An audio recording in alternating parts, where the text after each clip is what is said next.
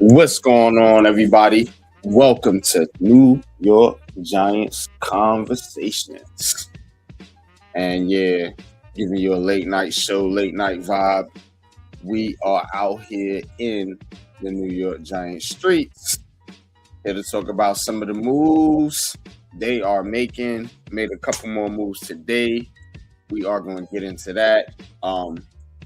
But please hit that like button. Please hit that subscribe button. It's your boy, Unpopular Opinion Sports, with Big Pat Sports Talk on New York Giants Conversation. Pat, what's good with you, bro? How you feeling, man? A lot of New York Giants news been happening the past couple of days, so we're gonna talk about it and sign another guy today. So hopefully, you guys are seeing the vision that Harbaugh's trying to bring to this team. Like I said, I love the silent of Patrick Ricard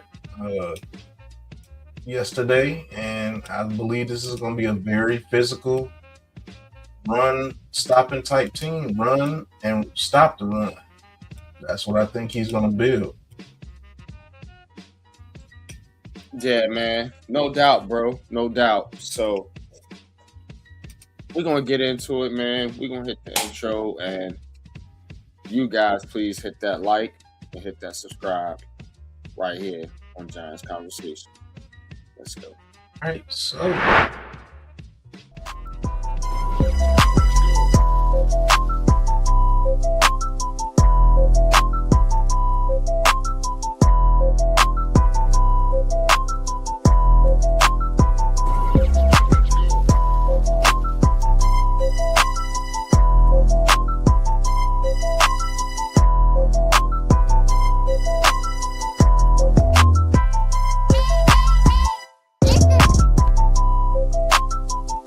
welcome to Giants CONVO. All right. And we are back. So, yeah, check it, man. The New York Giants today signed a wide receiver. Everybody was waiting on them to sign a wide receiver, waiting on them to bring somebody in, another weapon for Jackson Dart. And they did that, man. They did that with Calvin Austin III. So that's the report right there by Jordan Schultz. Giants signing former Steelers wide receiver Calvin Austin III. The dynamic Austin had 1,100 receiving yards and 10 total touchdowns, 1 rushing, 1 punt return during his 3 seasons in Pittsburgh. Calvin Austin, still a young receiver, only 26 years old. Actually has the same birthday as my cousin, which is crazy. March 24th coming up here. So. But Calvin Austin, the third, signed by the Giants. And honestly, this one to me is kind of it's a little underwhelming. It's not a knock your socks off type of signing. I see it as a Wan'Dale Robinson replacement, sort of. And I mean, yeah, he can give you the punt return and the kick return pop, you hope, because that's what the Giants have been lacking, and that's what Harbaugh wants. He's a special teams coach. So, but as far as coming over here to be a main target, I don't see it. So, but Pat, what's your thought, bro? What's your thoughts on this signing right here? And it's just what you based on how you looking at this signing. I do believe it's a role player type signing, which we need a lot of those type guys. And so you don't sign a Calvin Austin to come in and be your feature receiver or be a dominant receiver. You bring him over here to make plays in the open field, get deep, and run and do your punt returns, on special teams. So, I mean, I like the signing. I see the vision of what he's got going on, and I actually like it. And then for everybody that wanted Wandale Robinson back, this is literally him for a quarter of the price, like somebody said. Instead of paying him $20 million, you get to pay him $1.5 million and $4.5 million if he balls out. So I don't see nothing wrong with the signing. He's not coming over here to be a number two. He's not coming over here to be a feature receiver. He's coming over here to be a deep threat, a guy on special teams, and a guy that you can get the ball in open space and see what he can do with the ball. That guy that, 3rd and 3, you can hit him 2 yards with a quick screen, let him get a quick first down, and if you're paying attention to Neighbors or Isaiah Likely or Theo Johnson, he can hit you deep. So he's a guy that can come be a role player, and he gives you kick return and punt return ability. So I like it. Yeah. Do you want to see them sign a bigger target? Somebody that can play that true X role on the outside next to Neighbors. Yeah, you can get that. Yeah, you can get that in the draft. I mean, the only guy I see out there that could be a bigger target that you bring in free agency is Juwan Jennings, but he wants $20 million a year, and I'm not giving that to Juwan Jennings. So it gives you opportunity to get somebody like a Malachi Fields or a couple of guys that we've been talking about. There's a guy in Cincinnati that I think that would be absolutely dope. The more I look at him, like he's a player, man, 6'5", runs a 4.3, and the 4.3 shows in film. And Jeff Caldwell, if you can get him in the 4th round, and let him sit and develop. You play Slayton one more year, and you let that Caldwell kid develop, and maybe he can turn into your number 2 receiver by the middle of this year. Who knows? So you got to look towards the future with this team. You're not going to win a Super Bowl in year 1. You might be able to make some noise, maybe get into the playoffs year 1, but you're looking for a tougher, more physical team. A team like how the Lions were doing it. Like they were turning themselves into a tough physical team. That first year, they only won like 4 or 5 games, but he was like, damn, them dudes literally could have won that game. One pass went their way or something. Like you're building something. So you're not going to be a Super Bowl contender in year 1. It's not going to be that way. Mm-hmm. So I'm gonna put this one here. Like I said, it's not a signing that's gonna blow you away, but it's one of those. Maybe you look down the road and you say, this is an underrated signing, an underrated player they got on a cheap deal. But I don't think he's coming in here to play no big time role on the offense or anything like that. But we'll see. Now, there was somebody else that they signed here, and we can actually get into a little game plan here if you want to, brother. Because Evan Neal, now this article is from Big Blue View. What Evan Neal showed the Giants while playing guard last year. Can Evan Neal earn a job on the Giants offensive line? They re-signed Evan Neal. They don't really have nobody at that guard spot right now besides, I think, him and Aaron Stinney. So, he's not going to knock the socks off. So, but this article is by Chris Flum from Big Blue View. So, a little bit of Evan, what he does well, breaks it down here. He's an undeniable, powerful run blocker, particularly while blocking downhill. He's a people mover who can distort the line of scrimmage and drive defenders off the ball. His height works against him as he has to work back much harder to maintain leverage against defensive tackles. But even so, he's a strong dude. So see a little bit of him here working the block. Open it up for Tyrone Tracy.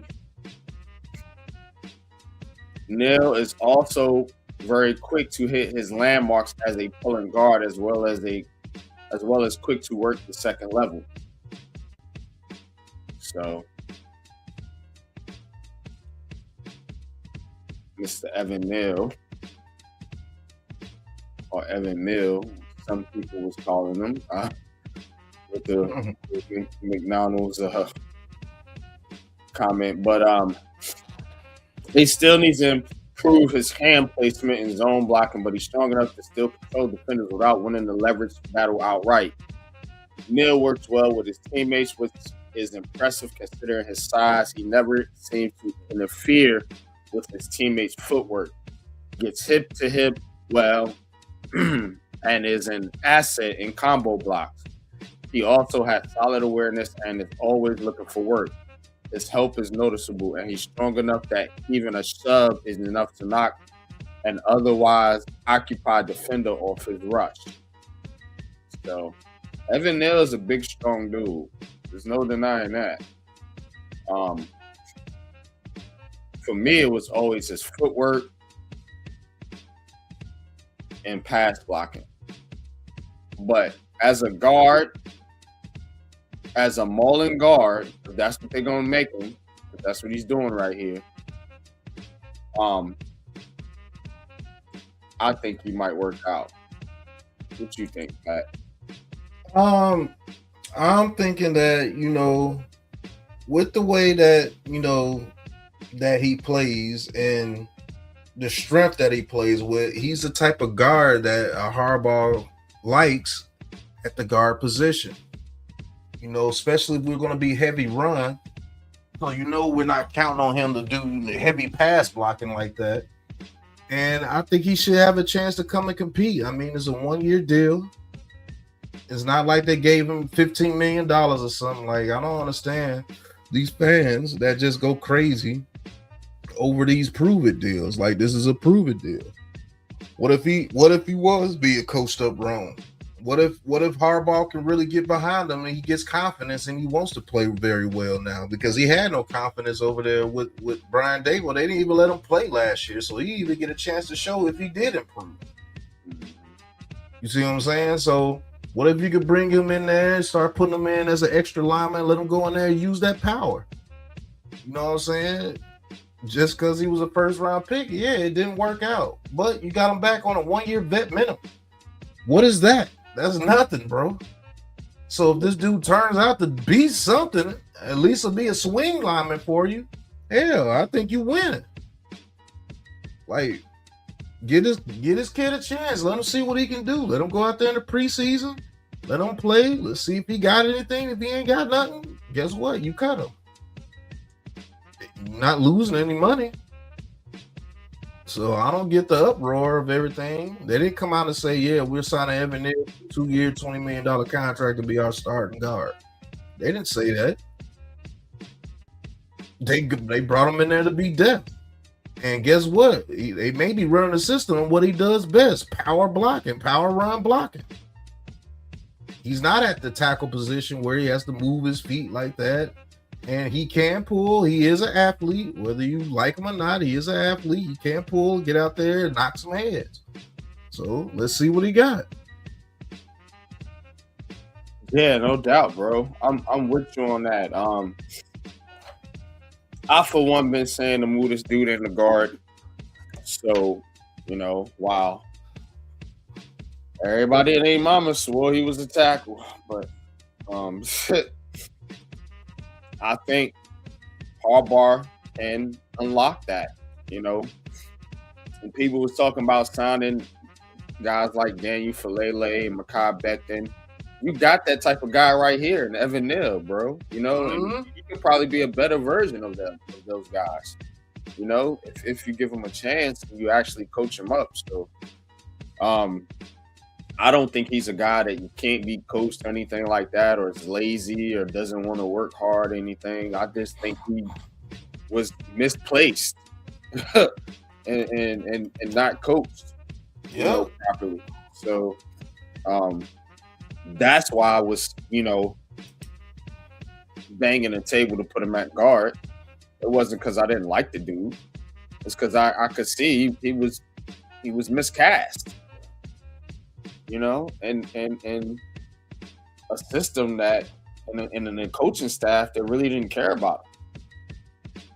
You know, so what if John Harbaugh can actually unlock some of these so-called bad draft picks that Joe Schoen drafted? So yeah, I'm seeing that too, bro. I'm seeing a coaching staff like, look, y'all got some dudes here. We don't need to go out and sign a whole bunch of free agents. We can bring some of these guys back and see what we got. And you see them signing a lot of their guys. And I told you that's what John Harbaugh was going to do. John Harbaugh was going to come in here and change the culture. You change the culture by bringing your guys back and coaching them up and getting the most out of them and putting them in the best roles that they can play. So if you get Evan Neal back and you get him back, maybe even if he's not a starting guard, at a reserve guard, and even as a reserve guard, he's still valuable. Yeah. And he's a guy that you know can at least play tackle. He ain't going to do it well, but he can at least play tackle. So he gives you flexibility as well. But you got to get these guys confident and buying into your system. And that's what Brian Dable's punk ass wasn't doing. But yeah, man. That's a fact, Iman. Evan Neal does have power. And, you know, learn a little bit of footwork, then yeah, he can. And shoot, what if he turns out to be very good? You know what I'm saying? Like this is a guy you could take a chance on a vet minimum. They're not paying him no money. Stop watching people's pockets. That's all it's about. You watching his pockets. You don't want him to get another cent. Like that's crazy. Okay, you seeing a play here where you see him actually in pass blocking.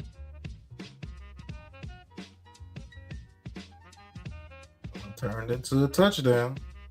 Well, almost. Mm-hmm. So yeah, you seeing Jackson Dart out there, Evan Neal. Dart makes a play and he gets it to who? Gunnar O'Shea. Another guy that I think that can play a good role on this team. You see what I'm saying? So they looking at tape, bro. Like how we look at tape and like, look, man, we got some guys. We just got to put them in the right spots. Right. We had no roles on this team last year, bro. Like literally, just dudes out there just running. Yeah, I mean that is Tennessee problem now. I think he took all the bad seeds and brought them over there. To be honest with you, because he's gonna go over there and mismanage them again. You don't make Wan'Dale Robinson your focal point. You just don't. And you can't say, oh, he was only focal point because Malik Neighbors got hurt. Man, he had 100 and some targets last year. The year before last. You know what I'm saying? So that's not a guy that you give 100 targets. I'm sorry. You just don't. You don't give a guy like that 100 targets. You give him 40 to 50 targets. And a lot of those are quick screens and things because he's that type of player. Get him on some jet sweeps. So that's what I think the Calvin Austin signing is about. And Evan Neal, I do like him in the run game. I mean, you said that years ago. Like, when he was run block, he was like, shoot, Evan Neal's the best run blocker that we have. He might not be a good tackle, but he damn sure can run block. That's why you wanted him moved to guard. And I agreed with you. Yeah. and so does John Harbaugh. But again, they still got to coach him up. So what he doesn't do well here, back to this article, there's a couple main issues in Neal's tape. First and foremost, he has the real tendency to hug defenders when blocking left in zone scheme. He has a tendency to let his hands drift wide and engage while defenders shoulder pads instead of using his punch to access their chest plates. So, and here you can see it here a little bit. But this gets into his this is why I think they signed him, because we're not running that type scheme anymore. We got Patrick Ricard at fullback. We're running a power scheme now. So he's going to be pulling, which he can do. He can pull, and he can go knock somebody and pull and go knock somebody out the way. And it's going to be more straightforward. You see what I'm saying? Like, they had him. You know a dude that got bad feet. Why are you running a zone scheme with him? Yeah. You have to have really good feet, know how to get in front of somebody, cut them off. Obviously, they're not teaching him that. He's more of a straightforward type dude. You know what I'm saying? Or get him pulling to where he could go straight forward and knock somebody the hell out on a pull. I'm interested to see what they can do with Evan Neal, to be honest with you. I'm interested to see. Yeah, me too. Because like I've been saying, better at guard, you know. Says he simply doesn't have his usually ability to control and sustain the blocks, making it easy for opponents to get off and make the tackle. It isn't a regular thing, but certainly worth noting. Neal's big issue at offensive tackle came in redirection. He had a tendency to overset to the outside against speed and unable to get back to defend the B gap against a quick inside move. That showed up once again as at guard as well. So see it a little bit here.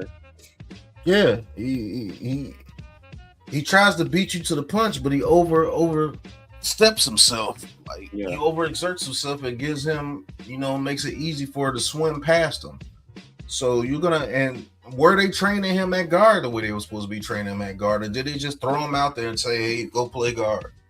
You know what I'm saying? Somebody like John Harbaugh, they're going to put him in the trenches, bro. Like, this is what we want you to do when you're playing guard for us. Can you do it? Let's see it. You know what I'm saying? We want you to be able to pull and go knock some heads. Let them get some contact, bro. All this pass blocking with all these, I don't know what they were doing, especially the year before last year. Now, last year, they were pretty good at pass blocking, but I think Jackson Dart covered up a lot of that with the guard play. I think he did. Mm-hmm. By maneuvering and getting out the pocket, I think he really did. Jackson Dart played his ass off last year. But let's see what they can do this year. Get some power sets. Put your hands in their chest and let's get this ball out quick to somebody like a Calvin Austin, or let's get it out quick to Malik Neighbors, or do a quick comeback, because you have to worry about Malik Neighbors blowing past you, so the comeback route is going to be there. We're not running no super duper type scheme where Evan Neal is put on the island no matter where you put him at. It's ridiculous. Mm-hmm. Yeah. But that's just a little bit of Evan Neal and what I think the Giants can use him, and again, he's gonna have to get better at pass blocking. In these two clips here, in this article on here by Big Blue View, you can see the some of the deficiencies in the pass blocking game. So, but run blocking, I think if you running behind him and Jermaine Illuminor, I think you winning a lot of matchups. Mm-hmm. You know what I'm saying? Those two big ass tough dudes right there. Man, what? Man, go get me Fione or the dude from Miami and put him at the other guard position. And you put Evan Neal at left guard. That's another thing. They kept putting him to the right. You put him at left guard, man. That's where he played his best football on the left side. True that. Yep, true that. Yeah, we said that too. Because Runyon ain't, man. I don't know about Runyon. And Runyon played his best ball at right guard. Yeah. Cozy, man. They're a backwards ass team.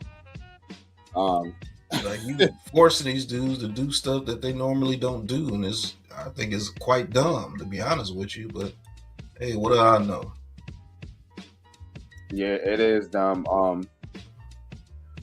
So if he plays left guard, who are you putting at right guard? You putting Bo at right guard? Somebody said put Bo at center. I will see if he can play center. That would be dope. If he can play center, real talk. So I don't know. You know what I'm saying? Like I don't know what the total plan here is for the offensive line, but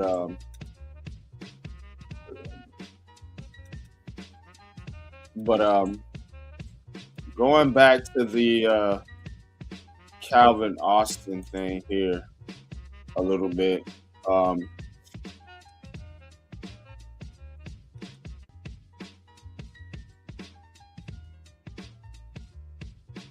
What do you think? So we're kind of going into the Giants' needs. So we're talking about the other outside receiver spot because they got Calvin Austin here, as we're showing you, but still need another outside target. What do you think they do there, bro? Like, who can they go out there and get that would make you feel good about this offense going into 2026? And yeah, it looks like that Brian Thomas Jr. thing was dead. Apparently that's dead. That was I guess that was false rumors people were putting out there. But that's dead. I mean, let's just say if they get somebody in free agency, I would love to see a Brandon Ayuk, give him a 1-year prove-it deal, see what he can do. The Eagles aren't dumb. They'll never trade AJ Brown to the Giants. I don't care if the Giants are giving up their second-round pick and a future pick.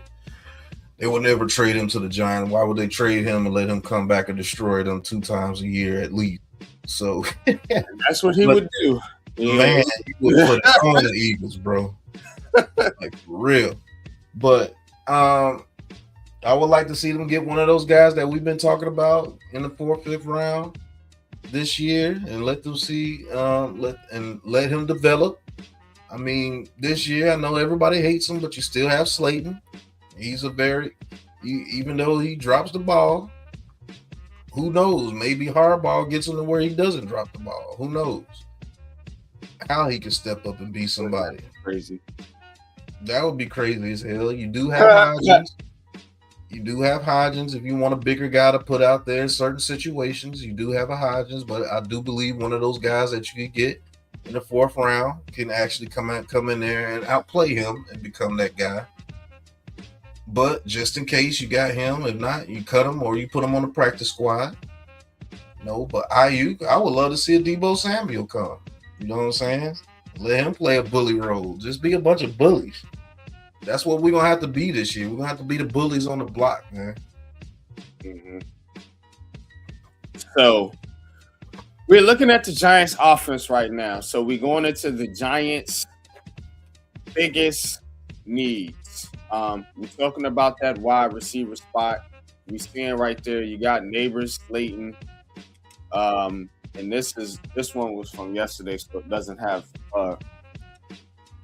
the Austin signing, but you can add him to that list.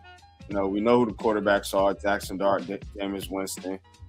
We know the running backs. They still got poor Turbo Miller out there, just keeping him hostage. Eric Gray, I don't know how he's still on the roster. Lone Motor's still here. Tyrone Kersey, Cam Scatbo.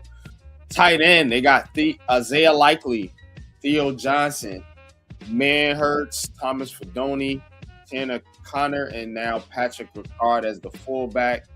Wide receiver, as I mentioned, Austin, Neighbors, Slayton, Hodgins, Jalen Hyatt somehow still with a roster spot. Gunnar Olszewski, Bo Collins, Xavier Gibson, Ryan Miller, Courtney Jackson, Daquan Felton, and Dylan Cambry. Offensive tackle, Andrew Thomas, Jermaine Illuminor, Marcus Bowe. Offensive guard, John Runyon, the aforementioned Evan Neal, and Jake Kubis. You can also add Aaron Stinney to that list, who was just re-signed. And John Michael Smith, Brian Hudson, and Reed Hudson, and Reed Holsky. All right. So that's the offense right there. Before we get to the defense, we're just looking at the offense right here. What do they need on offense, bro? What is their this roster don't look right now. You know what I mean? So what doesn't look right with it? For one, your wide receiver room, I just don't like it, even with the Austin signing. Now, again, you got to see how much coaching can upgrade the talent that you have, but you still need, if you're trying to run this power running team, you know what I'm saying? You still need an outside receiver. I think you still need more on your offensive line. Let's go to the offensive line here real quick. You got Andrew Thomas, Jermaine Illuminor, Marcus Bowe. You kind of feel good about your tackles now. The guard spot, I don't know. We talking about Evan Neal, still has a lot of work to do, has a lot to prove. John Michael Smith, don't like him. John Runyon, not a good run blocker. So you still want to see them add a piece or two on that offensive line, as well as at the wide receiver spot. The tight ends, running backs, and quarterbacks, I feel good about. But what about you? I mean, I feel good about what they're doing. You do need a right guard, but let's just say Marcus Bowe can play the right guard position. He's a wild card. I mean, obviously they like him. I think Wyatt Teller is still in play. Now, if you get Wyatt Teller, I'm with it. You see what I'm saying? Like, you get Wyatt Teller, I'm with it. The right guard position is definitely a must need. The center position is in question. John Runyon's a veteran, so I mean, he's not going to give you the most powerful run type blocking, but what if the system allows him to be very decent and he's good enough to where we can get runs to that side? I like the running back position. I definitely like the tight end position. Wide receiver, I think you do need that big receiver that you can count on in the middle of the field to get those tough catches. Right now, I think Hodges is the best player to play that role, which I don't agree with. So I think you need to get yourself a bigger target. I think you need to find you a trade partner or release Jalen Hyatt. Because even with a new coach, I just think the way he plays his game, man, he's not fit for over here in the NFC East. He's just not fit here. What's good, Coach? Iman Perry. What's good? What's popping with y'all? I do believe we need to get another linebacker as well. I like McFadden, but I don't think he should be your starter. But looks like he might have to be if you don't get somebody like a Sonny Styles in the first round. Yeah, we're gonna get to the defense. We could go over to the defense now. I just wanted to show I just wanted to kind of point out the offensive needs first, because I feel a lot better about the defense. But this offense is still looks underwhelming to me, bro. But we'll see. We'll see. Yeah, I think it's gonna be. I think we're gonna have a good run game, but when it comes to the pass game, maybe that opens up the passing game. Who knows? But you're right. The offense does look underwhelming when it comes to certain positions. And if it looks like if we can't run the ball, we ain't gonna win. Yeah. Yeah, I'm just gonna let's keep it. This is Giants conversations, right? Yeah. Let's just keep it a buck. If we're not able to get to 120 to 140 yards a game, running that ball and controlling that clock, and letting our defense get their rest and get that other team off the field and play field position, most teams are going to beat us. If you put up a lot of points against us, you definitely going to beat us. The way this team is looking, but go ahead. My bad. Go ahead. You good. With the defense, again, you see the defense here. You got Brian Burns, Abdul Carter, Kayvon Thibodeau, Chauncey Golston, Caleb Murphy, and Trace Ford as your edge rushers. Linebackers, you got Tremaine Edmunds, Michael McFadden, Darius Muasau, Zaire Barnes, and Swaze Bozeman. Swayze Bozeman. Swayze. D-line, you got Dexter Lawrence, Roy Robertson Harris, Darius Alexander, Marlon Tuapolatu. Who's actually good. I like him too. Elijah Chapman and DeMarvin Leal. At cornerback, here's where it gets funky. Polson Adebo, Greg Newsome the second, Andrew Phillips, Deontay Banks, Art Green. They like this Art Green guy. He's always special teams. Art that Green. That dude ran down somebody that was fast as hell. That ran, man, like he ran them down like that. I know our special teams is gonna be good too. A lot of these guys that you don't like is because you don't like them as a starter on the field. But a lot of these guys like Art Green, Nick Jones, a lot of those dudes, Zaire Barnes, Swayze Bozeman, these dudes are here for special teams. Remember, you have a special teams coach. Yeah. You see what I'm saying? So he's going to have to fill this roster out within a year or two. I can see what he does. But, yes, he's going to have to get himself some starters. That's a fact. But our special teams is good. I think our special teams is going to be dope. Yeah. So corner, they got Art Green, Corey Black, Nick Jones, Rico Payton, Jarek Bernard Converse, TJ Moore. Safety, Javon Holland, Tyler Nubin, Adarius Washington, who was just signed, Bo Braid, Raheem Lane, Patrick McMorris, and Miles Purchase. They got the kicker, Jason Sanders, who they signed, and then the punter, Jordan Stout, and they still got to get a long snapper because Casey Crowder signed with somebody I don't remember, but yeah. So that is your defense / special teams part of the roster right there. What needs do they need on defense? The obvious thing is you need another linebacker, another starting linebacker, in my opinion. Dexter Lawrence, Roy Robertson Harris, and Darius Alexander, and Tuapolatu. I actually like those guys. DeMarvin Leal, former, I think, 3rd round pick.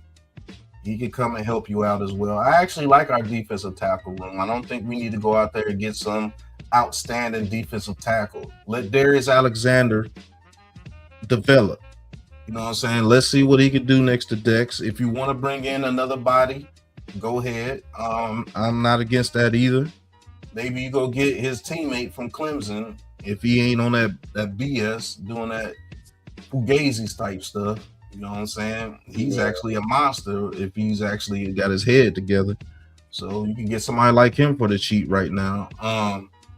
You definitely need some starting corners. You might need 2 starting corners. But we'll see with Paulson and Debo. I can't judge everything off last season because last season was crazy last season. Maybe you got a 3-headed monster with Newsome, Debo, and Andrew Phillips. You know what I'm saying? Maybe those guys play better if we're stopping the run. You know what I'm saying? So, but you definitely need another corner. You definitely need another linebacker for sure. Edge rusher. People don't know that Caleb Murphy dude is actually decent, bro.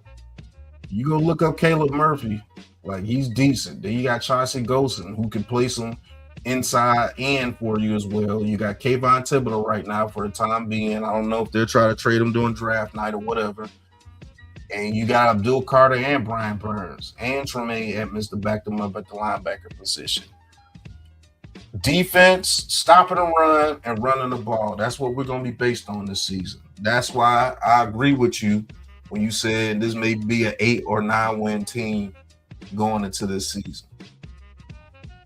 I do believe they can get to between the 7 and 10 range. I believe they can get with this squad as it is right now. Between the 7 and 10, worst case scenario, 5 or 6 wins. But I'm not mad at the roster, but everybody knows this roster still needs a lot of help. There's nowhere near a finished product. Let's just keep it a buck. Yeah, definitely not. And looking at defense also, man, I don't really like these safeties. I forgot about the safety position. I like a Darius Washington. I believe he'll come in and make some plays for you as far as, you know, just being that guy, like a try-hard type dude. I have to see what Tyler Nubin can be on this team. Does he fit? You know what I'm saying? And Javon Holland, man, I don't know. I don't know, man. Yeah. Not impressed with these safeties. So, that being said, you could see a lot here in play with the NFL draft. And when we talking about the draft, what they did in free agency doesn't really preclude them from going in any direction. You can still take a tackle/guard. You still have a need there. You could still take a wide receiver. You still have a need there. You could still take a safety. You still have a need there. You could still take a corner. You still have a need there. And you could still take a linebacker. You still have a need there. Mm-hmm.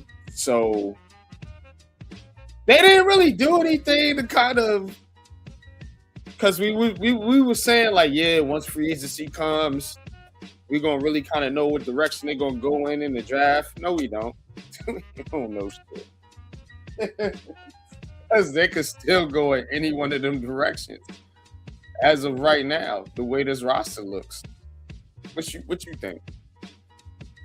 I mean, do you have a grasp on what you think on what they could be leaning right now based on the moves they made? Because that's what we talked about before. Let's see what the free agency plays out. Now we're not completely done, so to be fair, but this Giants conversation we can talk about it a little bit. What you think they leaning going into the draft now, Pat? Because I don't know. To be honest with you, you really don't know, because this roster is not great, but it's not horrible either. Maybe you do go Sonny Styles at middle linebacker at 5, or maybe you just say, hey, look, I know Javon Hollins are going to be a bum. Let's go get Caleb Downs at the safety position. Let him and Tyler Nubin try to see what they can do out there. Or you can go offensive guard, because they didn't get an offensive guard. So now that's really in the play. If they don't get a Wyatt Teller or somebody, that guy from Miami or Fano from Utah, I like the guy from Miami 10 times better. But offensive guard is in the play now. Trading back is definitely in the play because there's a lot of teams with multiple first round picks that may want to go up and grab somebody. Yeah. And if you do that, let's say you get pick 16 and what's the other pick the Jets got or whatever. Let's just say you go back to like pick 10 or something and you pick up a third rounder or an extra second rounder. Then you can have some fun. You know, you can pick the offensive guard first. You know, get you a linebacker and a DB in the second round. You don't know what they can do. So, I mean, I'm not discouraged. I'm actually excited to see what they do this year. You know what I'm saying? I'm actually wanting to know how this run game. I know one thing about this team. They finna run this ball. You don't get Patrick Ricard if you're not ready to do a power run game. I'm sorry. That doesn't make any sense. If you're gonna be a passing team, you don't bring a Patrick Ricard to your team. It just doesn't make sense. Yeah. I agree with that. But I also know as constructed right now, they not ready to be no power running team. So they still got work to do. But yeah, I know that's the plan. I'm with you on that. That's the plan. But to execute that plan, you still got to make some moves. So the draft is going to be key. You know, the draft is going to be key to that. And maybe they can move back and get some more picks. Maybe pick up a third or extra second round pick. Say you move back with the Jets and you get the Jets, you're able to get the Jets second round pick. You know, which I think is pick 44. You know what I'm saying? Yeah, the Jets have pick 44 and pick 16. So say you move back to 16 with the Jets, you pick up 44 this year, and you pick up a first next year because they got 3 of them. You know, say if they want, you know, to double dip, you know, or say a team like Kansas City. Yeah, Kansas City got 2 first rounders now.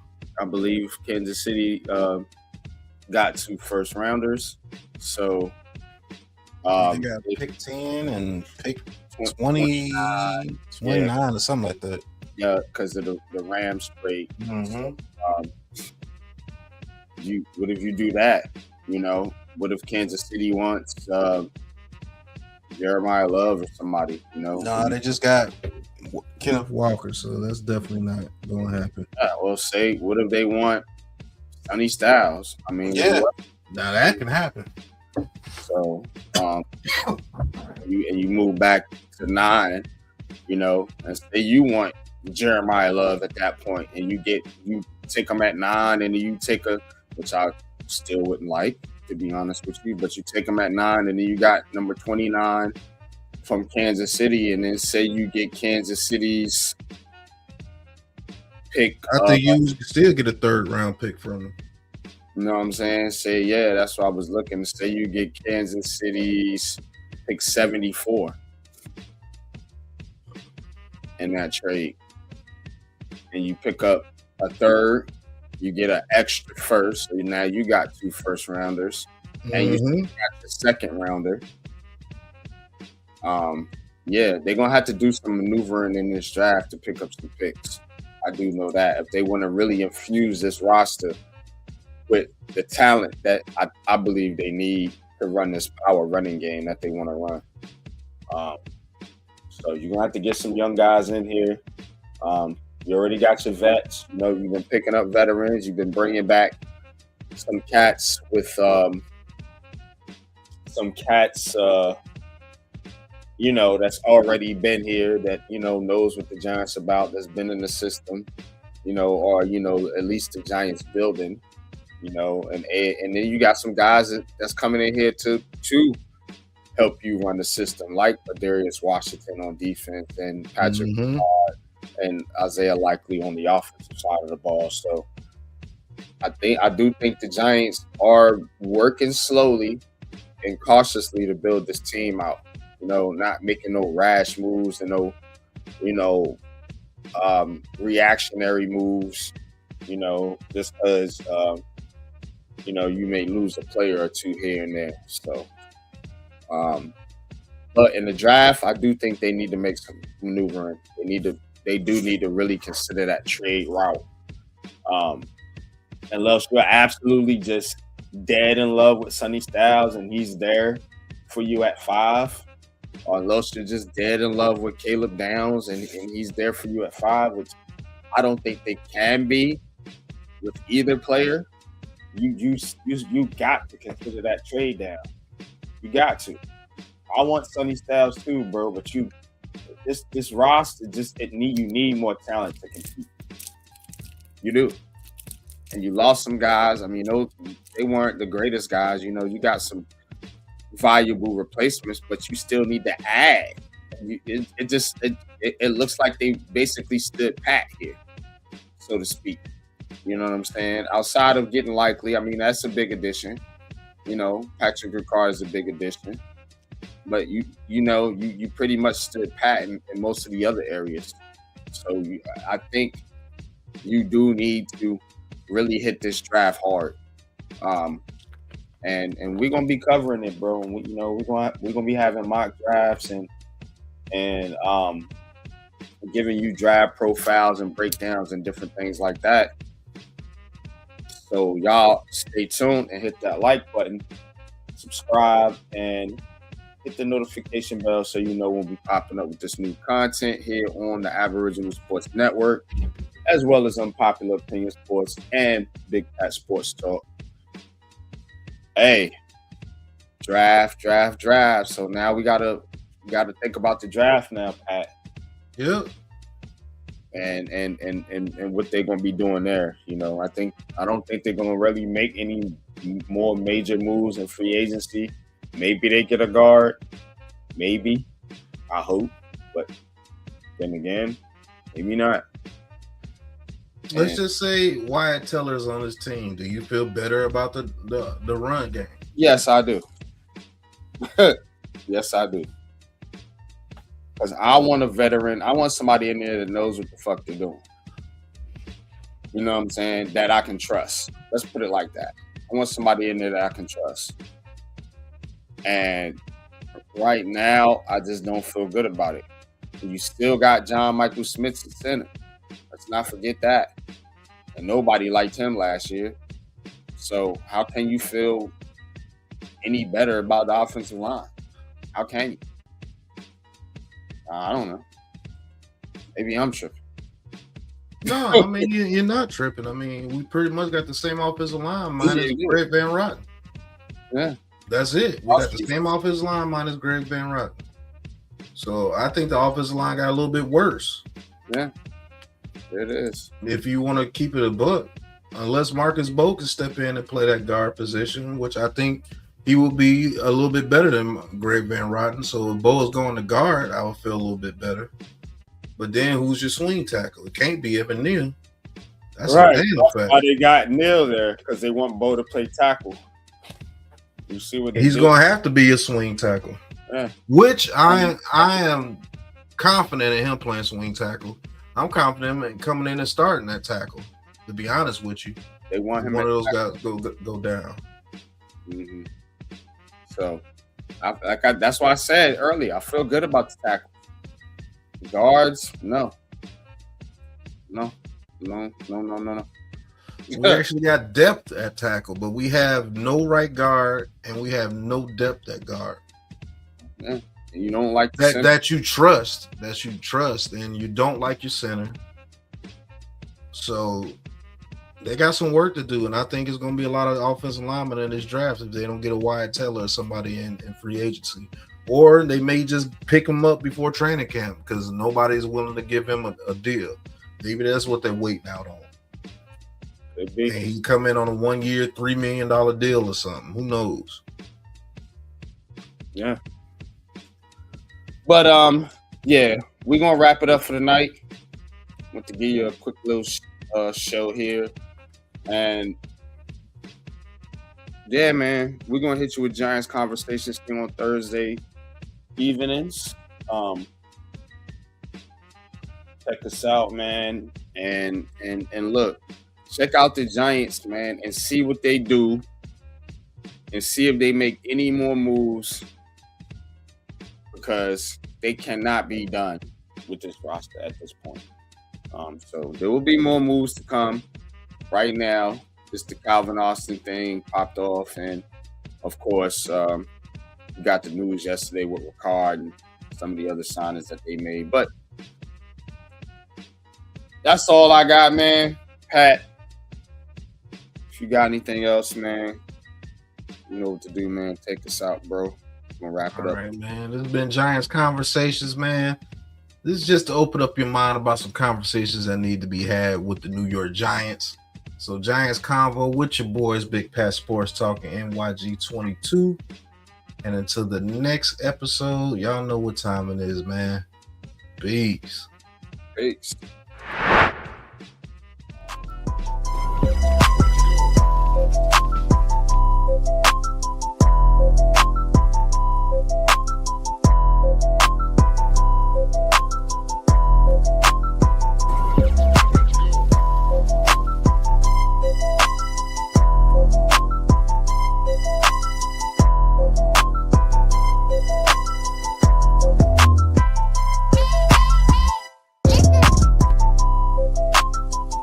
Welcome to Giants Convo.